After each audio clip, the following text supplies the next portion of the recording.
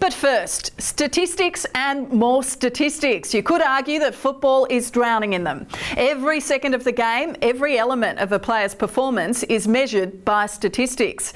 Their value to coaches is obvious, but fantasy leagues have surged in popularity on the back of statistics.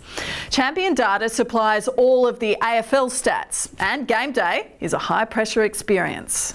Kick long inside, Hibbert spoil.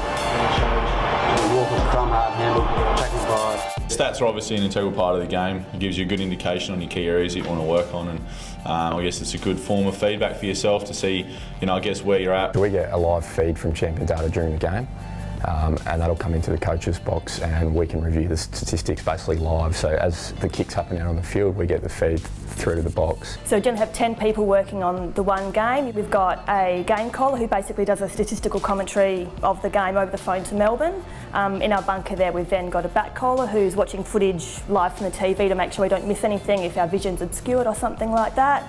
And a keyboarder who's putting all the stats in on the computer, which then gets a live feedback here to us and the clubs and the clients. Shark, Hibbert, hard handle. Tom McDonald receives smothered by Hampton, and Hampton tackle. We've got 4 analysts in the coach's box whose main role is to sift through the vision and also the data. So they're not really watching the game as such, they're actually just reviewing what's happened. So, quite often you've got your head down for long periods, going through the vision, going through the data, and then feeding that information back to the coaches. The information's all there. It's obviously different people have different levels of access to it, but particularly for the clubs, if a coach wants to know something, we can give it to them. So we try to focus on the things that are relevant to our game plan. So we're trying to assess whether we're playing the way that we want to play. So there's certain KPIs that we look at as a club to make sure we're playing footy the way that the Crows want to play footy. Jacobs hit out. Douglas hard.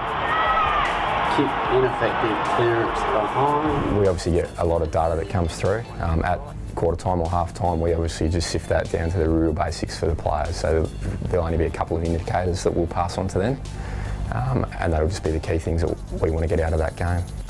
They make it pretty clear though. They show us our key areas, our key indicators of what we want to do and what we feel helps us win the game.